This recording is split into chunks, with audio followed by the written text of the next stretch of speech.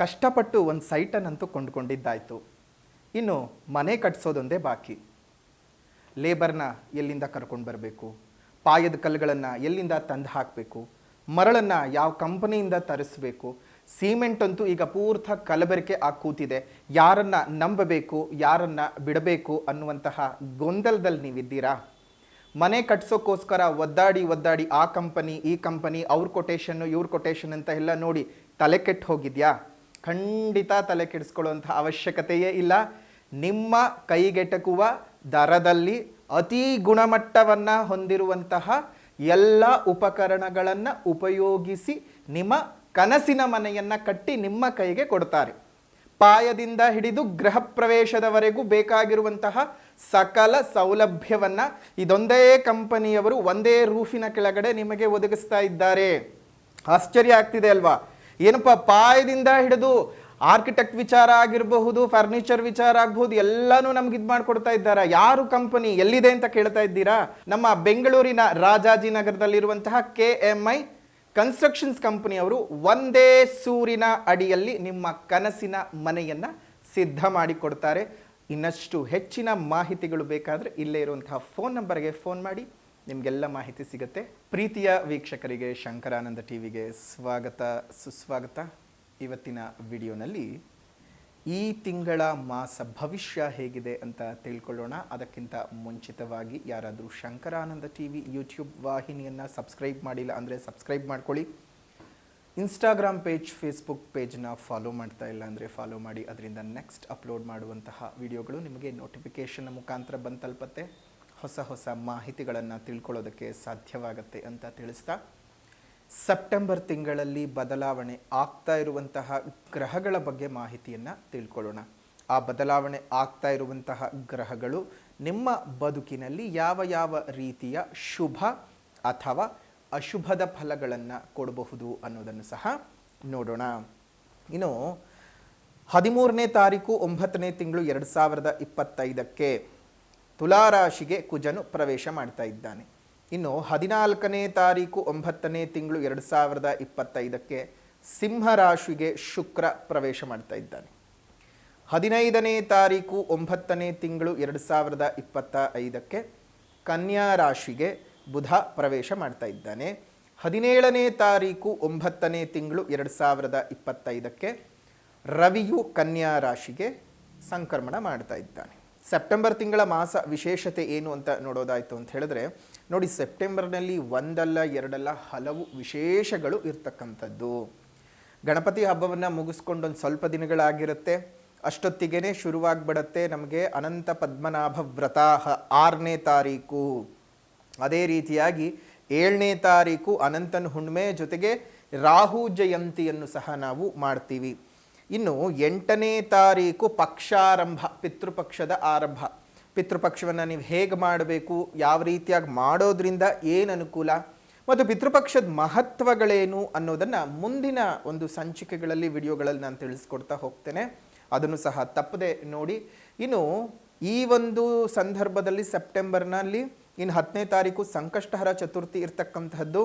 14ನೇ ತಾರೀಕು 9ನೇ ತಿಂಗಳು ಇರುವಂತಹದ್ದು ಕೃಷ್ಣ ಜಯಂತಿ. ಇಲ್ಲಿ ಎರಡೆರಡು ರೀತಿಯಲ್ಲಿ ಒಂದು ಕೃಷ್ಣ ಜಯಂತಿಯನ್ನು ಮಾಡ್ತಾರೆ. ಒಂದು ಭದ್ರ ಮಾಸದಲ್ಲಿ ಅಂದರೆ ಭಾದ್ರಪದ ಮಾಸದಲ್ಲಿ ಮತ್ತು ಶ್ರಾವಣ ಮಾಸದಲ್ಲಿ. ಉತ್ತರ ಭಾರತದಲ್ಲಿ ಆಲ್ಮೋಸ್ಟ್ ಭದ್ರ ಮಾಸದಲ್ಲಿ ಅಂದರೆ ಭಾದ್ರಪದ ಮಾಸದಲ್ಲಿ ಮಾಡ್ತಕ್ಕಂಥದ್ದು. ಇನ್ನು ನಾವು ಶ್ರಾವಣ ಮಾಸದಲ್ಲಿ ಇಲ್ಲಿ ಸೌತ್ ಇಂಡಿಯನ್ಸ್ ತುಂಬ ಜನ ಮಾಡ್ತಾರೆ. ಆದರೆ ಕೃಷ್ಣನ ಒಂದು ಜನ್ಮ ಯಾವಾಗ ಆಗಿತ್ತು ಅಂದರೆ ಅದು ಭಾದ್ರಪದ ಮಾಸವೇ ಹೊರತು ಬೇರೆ ಇನ್ಯಾವುದೇ ಶ್ರಾವಣ ಮಾಸ ಅಲ್ಲ. ಆದರೆ ಅದು ಯಾವಾಗ ಪದ್ಧತಿಯನ್ನು ಬದಲಾವಣೆ ಮಾಡಿಕೊಂಡು ಅದು ಯಾವಾಗ ಈ ರೀತಿಯಾದಂಥ ಆಚರಣೆಗಳನ್ನು ಮಾಡ್ಕೊಂಡು ಬರ್ತಾ ಇದ್ದಾರೆ ಅನ್ನುವಂಥದ್ದು ಖಂಡಿತವಾಗೂ ಕೆಲವೊಮ್ಮೆ ಗೊತ್ತೇ ಆಗೋದಿಲ್ಲ. ಯಾವಾಗ ಭಾದ್ರಪದ ಮಾಸದ ಕೃಷ್ಣ ಪಕ್ಷದ ಅಷ್ಟಮಿ ತಿಥಿ ಜೊತೆಗೆ ಮಧ್ಯರಾತ್ರಿ ರೋಹಿಣಿ ನಕ್ಷತ್ರ ಬಂದಾಗ ಕೃಷ್ಣನ ಜನನವಾಗುತ್ತೆ. ಆ ಮಧ್ಯರಾತ್ರಿ ರೋಹಿಣಿ ನಕ್ಷತ್ರ ಬಂದಾಗ ಆ ಒಂದು ದಿನವನ್ನು ಕೃಷ್ಣ ಜಯಂತಿ ಅಂತ ಕರಿತೀವಿ. ಕೆಲವೊಮ್ಮೆ ನಕ್ಷತ್ರ ಬರೋದಿಲ್ಲ, ಬರೀ ತಿಥಿ ಮಾತ್ರವಿರುತ್ತೆ. ಕೃಷ್ಣ ಪಕ್ಷದ ಅಷ್ಟಮಿ ತಿಥಿ, ಆಗ ಕೃಷ್ಣ ಜನ್ಮಾಷ್ಟಮಿ. ಜಯಂತಿಗೂ ಮತ್ತು ಕೃಷ್ಣ ಜನ್ಮಾಷ್ಟಮಿಗೂ ವ್ಯತ್ಯಾಸ ಇಷ್ಟೇ. ನಕ್ಷತ್ರ ಸಮೇತ ಬಂದರೆ ಜಯಂತಿ, ನಕ್ಷತ್ರ ಬರದೆ ಬರೀ ತಿಥಿ ಮಾತ್ರ ಬಂತ ಅದು ಅಷ್ಟಮಿ. ಅಂದರೆ ಹುಟ್ಟಿದ ಹಬ್ಬ ಅಂತ ಆಚರಣೆ ಮಾಡ್ಕೊಳ್ತಕ್ಕಂಥದ್ದು. ಇನ್ನು ಅದೇ ರೀತಿಯಾಗಿ 21ನೇ ತಾರೀಕು ಮಹಾಲಯ ಅಮಾವಾಸ್ಯೆ, ಮಹಾನವಮಿ ಅಮಾವಾಸ್ಯೆ ಅಂತಲೂ ಸಹ ಕರೀತಾರೆ ಇದನ್ನು. ಈ ಒಂದು ಪರ್ವಕಾಲ ನಿಮ್ಮೆಲ್ಲರ ಬದುಕಿನಲ್ಲಿ ಮತ್ತೊಮ್ಮೆ ನಾವು ಅಮಾವಾಸ್ಯ ಬೆಳ್ಳಿ ತಾಯತವನ್ನು ಮಾಡ್ತಾ ಇದ್ದೇವೆ. ಈ ಮಹಾಲಯ ಅಮಾವಾಸ್ಯೆ ಅನ್ನುವಂಥದ್ದೇನಿದೆಯಲ್ಲ, ಬಹಳ ಘನಘೋರವಾದ ಅಮಾವಾಸ್ಯೆಗಳಲ್ಲಿ ಇದು ಸಹ ಬಹಳ ಪ್ರಾಮುಖ್ಯತೆಯನ್ನು ಪಡ್ಕೊಳ್ತಕ್ಕಂಥದ್ದು. ಇಲ್ಲಿರುವಂತಹ ಈ ಅಮಾವಾಸ್ಯೆ ಎಷ್ಟು ಶಕ್ತಿಶಾಲಿ ಅಂತ ಹೇಳಿದರೆ ಎರಡೂ ರೀತಿಯಲ್ಲೂ ಸಹ ಉಪಯೋಗಕ್ಕೆ ಬರುತ್ತೆ. ಸಾತ್ವಿಕದ ಉಪಾಸನೆಗಳಿಗೂ ಮತ್ತು ತಾಮಸಿಕದ ಉಪಾಸನೆಗಳಿಗೂ ನೀವು ಯಾವ ರೀತಿಯಾಗಿ ಈ ಅಮಾವಾಸ್ಯೆಯನ್ನು ಉಪಯೋಗಿಸಿಕೊಳ್ತೀರೋ ಆ ರೀತಿಯಾದ ಫಲಗಳನ್ನು ಅದು ಕೊಡುತ್ತೆ.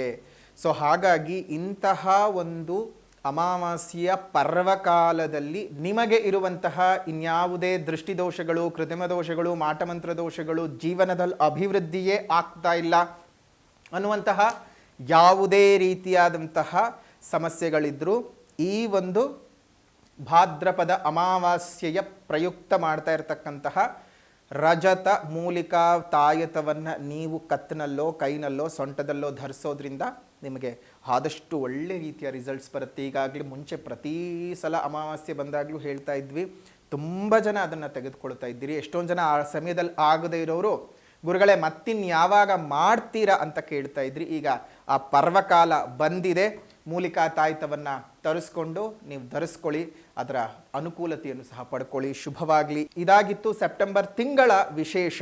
ಇನ್ನು ಮಾಸ ಭವಿಷ್ಯ ಹೇಗಿದೆ ಅನ್ನೋದನ್ನ ಈಗ ಗಮನಿಸೋಣ. ತುಲಾರಾಶಿನಲ್ಲಿ ಹುಟ್ಟಿರ್ತಕ್ಕಂಥವರಿಗೆ ಈ ತಿಂಗಳಲ್ಲಿ ಯಾವ ರೀತಿಯಾದಂತಹ ಫಲಾನುಫಲಗಳನ್ನ ನೀವು ಅನುಭವಿಸಬಹುದು, ಸೆಪ್ಟೆಂಬರ್ನ ತಿಂಗಳು ನಿಮ್ಮ ರಾಶಿ ಚಕ್ರಕ್ಕೆ ಯಾವ ರೀತಿಯಾದಂತಹ ಶುಭಾಶುಭ ಫಲಗಳನ್ನ ಕೊಡಬಹುದು ಅಂತ ಗಮನಿಸೋದಾಯ್ತು ಅಂದ್ರೆ, ಈ ತಿಂಗಳು ನಿಮಗೆ ಬಹಳ ಅನುಕೂಲಕರವಾದ ವಾತಾವರಣ ನೋಡಿ. ಎಷ್ಟೋ ಗ್ರಹಗಳ ಬಲಾನುಬಲಗಳು ನಿಮಗೆ ಸಿಗ್ತಾ ಇದೆ. ತುಲಾರಾಶಿಯವರಿಗೆ ಗುರು ಆಗಿದ್ದಿರಬಹುದು, ಅದೇ ರೀತಿಯಾಗಿ ಶನಿ ಗ್ರಹದಾಗಿದ್ದಿರಬಹುದು, ಆಲ್ಮೋಸ್ಟ್ ನಿಮ್ಗೆ ಎಲ್ಲಾ ಗ್ರಹದ ಅನುಕೂಲದ ಶಕ್ತಿಗಳು ಸಹ ನಿಮಗೆ ಸಿಗ್ತಾ ಇರ್ತಕ್ಕಂಥದ್ದು. ನಿಮಗೆ ಈ ತಿಂಗಳಲ್ಲಿ ಅನುಕೂಲಗಳ ಮೇಲೆ ಅನುಕೂಲಗಳು ಜಾಸ್ತಿನೇ ಆಗ್ತಾ ಹೋಗುತ್ತೆ ಈ ತಿಂಗಳಲ್ಲಿ. ಯಾರಿಗೆ? ಕನ್ಯಾ ರಾಶಿಯವರಿಗೆ. ಸೊ ಹಾಗಾಗಿ ಏನ್ ಯೋಚನೆ ಮಾಡುವಂತಹ ಅವಶ್ಯಕತೆ ಇಲ್ಲ. ಇಲ್ಲಿ ನೋಡಿ, ನಿಮ್ಗೆ ನಿಮ್ಮ ರಾಶಿ ಚಕ್ರದ ಅನುಸಾರವಾಗಿ ನೋಡೋದಾಯ್ತು ಅಂತ ಹೇಳಿದ್ರೆ, ನಿಮ್ಗೆ ರಾಶ್ಯಾಧಿಪತಿಯಾಗಿರತಕ್ಕಂತಹ ಶುಕ್ರನು ಕೇತುವಿನೊಟ್ಟಿಗೆ ಬರ್ತಾನೆ. ಕೇತುವಿನೊಟ್ಟಿಗೆ ಬಂದರೂ ಸಹ ನಿಮ್ಗೆ ಅಂತಹ ಪ್ರಾಬ್ಲಮ್ ಏನು ಕೊಡೋದಿಲ್ಲ. ಯಾಕಂದ್ರೆ ಅದು ಸೂರ್ಯನ ಮನೆ ಆಗಿರೋದ್ರಿಂದ ನಿಮ್ಗೆ ನವಗ್ರಹದ ರಾಜನ ಮನೆಯಲ್ಲಿ ಅಸುರ ಗುರುಗಳು ಇರ್ತಕ್ಕಂಥದ್ದು ಅಂತ ತುಂಬಾ ದೊಡ್ಡ ಸಮಸ್ಯೆ ಆಗಲಾರದು ನಿಮಗೆ. ಇನ್ನು ಏನೇ ಇದಾಗಿದ್ದರೂ ಸಹ ನಿಮ್ಗೆ ನೇರವಾಗಿ ಶನಿ ಮತ್ತು ಗುರುವಿನ ಅನುಗ್ರಹಗಳು ಪ್ರಬಲವಾಗಿ ಈ ವರ್ಷ ಪೂರ್ತ ಇರ್ತಕ್ಕಂಥದ್ದು.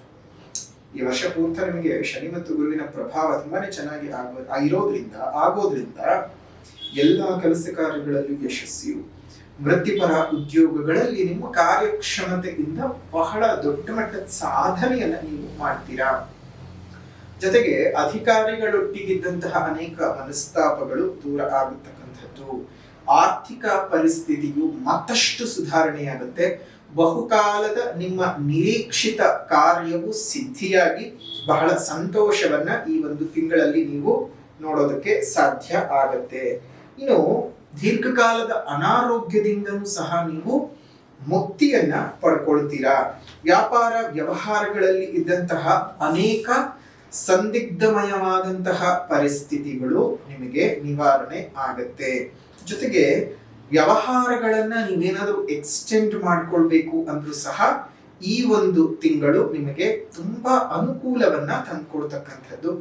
ಈಗಾಗಲೇ ನಿಮ್ದೇನೋ ವ್ಯಾಪಾರ ವ್ಯವಹಾರವನ್ನ ನೀವು ಮಾಡ್ತಾ ಇದ್ದೀರಿ, ಎಕ್ಸ್ಟೆಂಡ್ ಮಾಡ್ಕೊಳ್ಳೋಣ ಅಥವಾ ಬೇರೆ ವಿಸ್ತರಣೆ ಮಾಡ್ಕೊಳ್ಳೋಣ ಅಂತಂದ್ರೂ ಸಹ ನೀವು ಮಾಡ್ಕೊಳ್ಳೋದಕ್ಕೆ ಸಾಧ್ಯ ಇದೆ.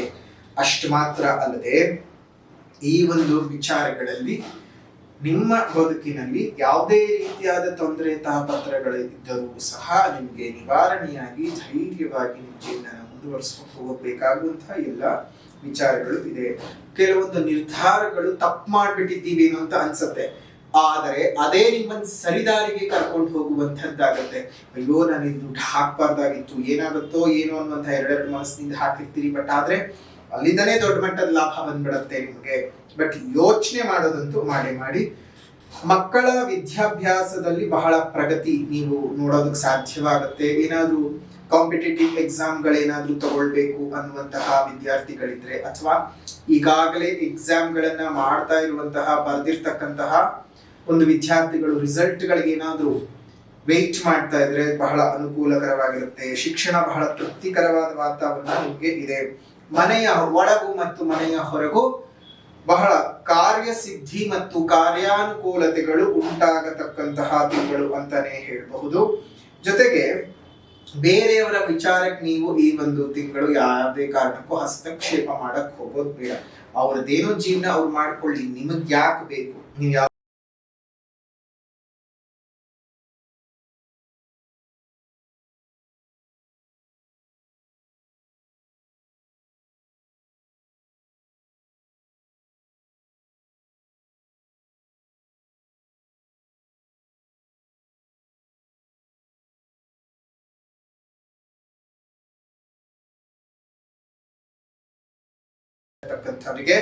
ಎಲ್ಲರಿಗೂ ಸಹ ಅನುಕೂಲಗಳು ಜಾಸ್ತಿ. ಸಣ್ಣ ಪುಟ್ಟ ಆರೋಗ್ಯದ ಸಮಸ್ಯೆಗಳೇನಾದ್ರೂ ಇದ್ರೂ ಸಹ ಅದು ನಿವಾರಣೆ ಆಗತ್ತೆ. ಆರೋಗ್ಯ ಪುನಃ ನಿಮಗೆ ಪ್ರಾಪ್ತಿ ಆಗತಕ್ಕಂತಹ ತಿಂಗಳು ಅಂತಾನೆ ಹೇಳಬಹುದು. ಎಲ್ಲದರಲ್ಲೂ ಸಹ ನಿಮ್ಗೆ ಅನುಕೂಲಗಳು ಜಾಸ್ತಿ ಇದಾವೆ, ಏನ್ ಯೋಚನೆ ಅನ್ನೋದು ಬೇಡ. ಅದೇ ರೀತಿಯಾಗಿ ಈ ಒಂದು ತಿಂಗಳಲ್ಲಿ ನಿಮ್ಮ ಕಾರ್ಯಗಳಲ್ಲಿ ಅನುಕೂಲತೆಗಳಾಗಬೇಕು. ಎಷ್ಟೋ ಸಲ ಏನಾಗುತ್ತೆ ಅಂದ್ರೆ, ಕೆಲವೊಬ್ಬರಿಗೆ ಪಾಪ ತುಂಬಾ ಕಷ್ಟಪಟ್ಟರೂ ಸಹ ಅವ್ರಿಗೆ ಸರಿಯಾಗಿ ಕಾರ್ಯಸಿದ್ಧಿ ಆಗ್ತಾ ಇರೋದಿಲ್ಲ. ಜಾತಕದಲ್ಲಿ ದಶಾಭುಕ್ತಿಗಳು ಚೆನ್ನಾಗಿರುತ್ತೆ, ಆದ್ರೆ ಈ ಜನರ ಕೆಟ್ಟ ಕಣ್ಣು ದೃಷ್ಟಿ ಅಥವಾ ಯಾರೋ ಮಾಡಿಸಿರೋದು, ಹೀಗೆ ಏನೋ ಒಂದಲ್ಲ ಒಂದು ಸಮಸ್ಯೆಗಳಿಂದ ಏನಾಗ್ತಾ ಇರುತ್ತೆ, ಕಾರ್ಯಗಳಲ್ಲಿ ಅನುಕೂಲತೆಗಳು ಆಗ್ತಾ ಇರೋದಿಲ್ಲ. ಹಾಗಾಗಿ ನೀವ್ ಏನ್ ಮಾಡ್ಬೇಕು ಅಂತ ಹೇಳಿದ್ರೆ, ಇದೇ ಭಾದ್ರಪದ ಮಾಸದ ಅಮಾವಾಸ್ಯೆಯ ಪ್ರಯುಕ್ತ ಮಾಡುವಂತಹ ಸರ್ವ ಕಾರ್ಯ ಸಿದ್ಧಿ ರಜತ ಮೂಲಿಕಾ ತಾಯಿತವನ್ನ ನಿಮ್ಮ ಕತ್ತಲನ್ನು ಧರಿಸ್ಕೊಳ್ಳಿ. ಆದ್ರಿಂದ ಏನಾಗುತ್ತೆ ಅಂತ ಹೇಳಿದ್ರೆ, ನಿಮ್ಮ ಜೀವನದಲ್ಲಿದ್ದಂತಹ ಅನೇಕ ಗೊಂದಲಗಳು, ತಾಪತ್ರಯಗಳು, ಜೀವನದಲ್ಲಿದ್ದಂತಹ ಅನೇಕವಾದಂತಹ ಒಂದು ಏನೇನೋ ತೊಂದರೆಗಳೆಲ್ಲ ಬರ್ತಾ ಹೋಗ್ತಾ ಇರುತ್ತೆ, ಅವೆಲ್ಲವೂ ಸಹ ನಿವಾರಣೆ ಆಗುತ್ತೆ. ಕಣ್ಣು ದೃಷ್ಟಿ ದೋಷಗಳು ಹೋಗುತ್ತೆ, ಮಾಟಮಂತ್ರ ದೋಷಗಳು ತಟ್ಟದೆ ಇರೋ ಹಾಗಾಗುತ್ತೆ. ಆಗಿದ್ರು ಅದು ಉಚ್ಚಾಟನೆಯಾಗಿ ನೆಮ್ಮದಿಯಾಗಿರೋ ರೀತಿ ಆಗುತ್ತೆ. ಏನೇ ಕೆಲಸ ಕೈ ಹಾಕಿದ್ರು ಒಂದು ಪಾಸಿಟಿವ್ ವೈಬ್ ಇಂದ ನೀವು ಕೆಲಸಗಳನ್ನು ಮಾಡ್ಕೊಳ್ಳೋಕೆ ಸಾಧ್ಯವಾಗುತ್ತೆ. ಹಾಗಾಗಿ ಆ ಒಂದು ರಜತ ತಾಯಿತವನ್ನ ನಿಮ್ಮ ಕತ್ತಿನಲ್ಲಿ ಧರಿಸ್ಕೊಳ್ಳಿ, ಅಥವಾ ತೋಳಿನಲ್ಲಿ ಸೊಂಟದಲ್ಲಿ ಧರಿಸ್ಕೋಬಹುದು. ಹೀಗೆ ಮಾಡೋದ್ರಿಂದ ಬಹಳ ಅನುಕೂಲಗಳನ್ನ ನೀವು ನೋಡೋದಕ್ಕೆ ಸಾಧ್ಯವಾಗುತ್ತೆ. ಇನ್ನೊಂದಷ್ಟು ವಿಚಾರಗಳೇನಪ್ಪಾ ಇದ್ದಾವೆ ತುಲಾ ರಾಶಿಯವರಿಗೆ ಈ ಒಂದು ತಿಂಗಳಲ್ಲಿ ಅಂದ್ರೆ, ಸರ್ಕಾರಿ ಉದ್ಯೋಗಿಗಳಿಗೆ ಬಹಳ ಲಾಭಗಳು ಇರತಕ್ಕಂಥದ್ದು. ಇನ್ನು ನಿಮ್ಮ ಬಂಧು ಮಿತ್ರರು ಬಹಳ ಸಹಾಯ ಸಹಕಾರವನ್ನ ನಿಮ್ಮ ಕಾರ್ಯಗಳಲ್ಲಿ ಕೊಡ್ತಾರೆ, ಕೆಲಸಗಳಲ್ಲಿ ಕೊಡ್ತಾರೆ. ಇನ್ನು ಏನೇ ಕೆಲಸಗಳನ್ನ ನೀವು ಮಾಡ್ಕೊಳ್ಬೇಕು ಅಂದ್ರೂ ಒಂದಷ್ಟು ಹಿರಿಯರ ಮಾರ್ಗದರ್ಶನದಿಂದ ಮಾಡೋದ್ರಿಂದ ಇನ್ನಷ್ಟು ಯಶಸ್ಸು ನಿಮ್ಗೆ ಸಿಗತ್ತೆ. ನಿಮ್ಮ ವಿರೋಧಿಗಳು ಮತ್ತು ನಿಮ್ಮ ಶತ್ರುಗಳು ನಿಮ್ಮಿಂದ ಒಂದಿಷ್ಟು ಪಾಠವನ್ನ ಅವ್ರು ಕಲಿತಾರೆ. ಒಂದಷ್ಟು ಜನಕ್ಕೆ ಪಾಠ ಕಲಿಸ್ತೀರಿ ಈ ಒಂದು ತಿಂಗಳಲ್ಲಿ. ಸೊ ಹಾಗಾಗಿ ಶತ್ರುಕಾಟಗಳಿಂದ ದೂರ ಆಗ್ತಕ್ಕಂಥದ್ದು ಎಲ್ಲ ಕೆಲವೊಂದು ಶುಭವಾದ ವಾತಾವರಣ ತುಲಾ ರಾಶಿಯವರಿಗಿದೆ. ಬಹಳ ಒಂದು ಅನುಕೂಲತೆಯ ವಾತಾವರಣನೂ ಸಹ ಇದೆ. ಯೋಚನೆ ಮಾಡುವಂತ ಅವಶ್ಯಕತೆ ಇಲ್ಲ, ಧೈರ್ಯವಾಗಿದ್ದು ಜೀವನನ ಮುಂದುವರಿಸಿ ಅಂತ ಹೇಳ್ತಾ, ಈ ಒಂದು ತಿಂಗಳಲ್ಲಿ ನೀವು ಮಾಡ್ಕೊಳ್ಬೇಕಾದಂತಹ ಪರಿಹಾರನಾದ್ರೂ ಏನಪ್ಪಾ, ಪರಿಹಾರದ ಒಂದು ವ್ಯಾಪ್ತಿನಾದ್ರೂ ಏನಪ್ಪಾ ಅಂದ್ರೆ, ಮೊದಲನೇದಾಗಿ ಬರ್ತಕ್ಕಂತಹದ್ದು ಸಾಮಾಜಿಕ ಪರಿಹಾರ. ಪ್ರಕೃತಿಯನ್ನು ಉಳಿಸಿ, ಪ್ರಕೃತಿಯನ್ನು ಬೆಳೆಸಿ, ಇನ್ನಿತರ ಜೀವ ಜಂತುಗಳಿಗೆ ಒಂದಿಷ್ಟು ಆಸರೆಯಾಗಿರಿ. ಸಾಧ್ಯವಾದ ಕಡೆ ಗಿಡಗಳನ್ನು ನೆಟ್ಟು ಪೋಷಣೆ ಮಾಡಿ. ಈಗಾಗಲೇ ಇರುವಂತಹ ಮರಗಳನ್ನು ನಾವು ಕಾಪಾಡಿಕೊಳ್ಳೋಣ. ನಿಮ್ಮ ಸುತ್ತಮುತ್ತ ಇರುವಂತಹ ಉದ್ಯಾನವನಗಳಲ್ಲಿ ಒಂದೆರಡು ಹಣ್ಣಿನ ಗಿಡಗಳನ್ನು ಕೊಟ್ಟು ಪೋಷಣೆ ಮಾಡಿಸಿ. ಅದರಿಂದ ಮುಂದಿನ ದಿನಮಾನಗಳಲ್ಲಿ ಅವು ಬೆಳೆದು ನಿಂತು ನಮ್ಮೆಲ್ಲರಿಗೂ ಪ್ರಾಣವಾಯುವನ್ನು ಕೊಡುತ್ತೆ. ಪ್ರಕೃತಿ ಚೆನ್ನಾಗಿರುತ್ತೆ. ಪ್ರಕೃತಿ ಚೆನ್ನಾಗಿದ್ದರೆ ನಾವೆಲ್ಲರೂ ಸಹ ಚೆನ್ನಾಗಿ ಇದ್ದ ಹಾಗೆಯೇ. ಈ ಸಣ್ಣ ಕೆಲಸವನ್ನು ಮಾಡಿ, ಶುಭವಾಗಲಿ ನಿಮಗೆ. ಸಾಮಾಜಿಕ ಪರಿಹಾರದ ನಂತರದಲ್ಲಿ ಆಧ್ಯಾತ್ಮಿಕ ಪರಿಹಾರ. ಆಧ್ಯಾತ್ಮಿಕ ಪರಿಹಾರ ಅಂತ ಬಂದ್ರೆ, ಗಣೇಶ ಪಂಚರತ್ನಂ ಸ್ತೋತ್ರವನ್ನ ದಿನ ಬೆಳಗ್ಗೆ ಸಂಜೆ 2 ಹೊತ್ತು ಹೇಳ್ತಾ ಬನ್ನಿ. ಅದರಿಂದ ಬಹಳಷ್ಟು ಅನುಕೂಲತೆಗಳು ನಿಮಗೆ ಉಂಟಾಗತ್ತೆ. ಏಕಾದಶ ಭಾವದಲ್ಲಿ ಇರುವಂತಹ ಕೇತುವಿನ ಹಲವು ತೊಂದರೆ, ತಾಪತ್ರೆಗಳು ಏನಾದರೂ ಒಂದಿದ್ರು ಅದೆಲ್ಲ ನಿವಾರಣೆಯಾಗಿ ಎಲ್ಲ ಕಾರ್ಯಗಳು ಸಹ ಸಿದ್ಧಿಯಾಗುತ್ತೆ. ಶುಭವಾಗ್ಲಿ, ಮಂಗಳವಾಗ್ಲಿ. ಇದಾಗಿತ್ತು ತುಲಾ ರಾಶಿಯವರ ಈ ಒಂದು ಸೆಪ್ಟೆಂಬರ್ ತಿಂಗಳ ಮಾಸ ಭವಿಷ್ಯ. ವಿಡಿಯೋ ಇಷ್ಟ ಆಗಿದ್ರೆ ಲೈಕ್ ಮಾಡಿ, ಶೇರ್ ಮಾಡಿ, ಕಮೆಂಟ್ ಮಾಡಿ. ಮತ್ತೊಂದು ವಿಡಿಯೋನಲ್ಲಿ ಮತ್ತೆ ಭೇಟಿಯಾಗೋಣ. ಅಲ್ಲಿವರೆಗೂ ನಮಸ್ಕಾರ. ಲೋಕ ಸಮಸ್ತ ಸುಖಿನೋ ಭವಂತು, ಸಕಲ ಸನ್ಮಂಗಳಾನಿ ಭವಂತು, ಸರ್ವೇ ಜನಾಃ ಸುಖಿನೋ ಭವಂತು, ಸಮಸ್ತ ಸನ್ಮಂಗಳಾನಿ ಭವಂತು.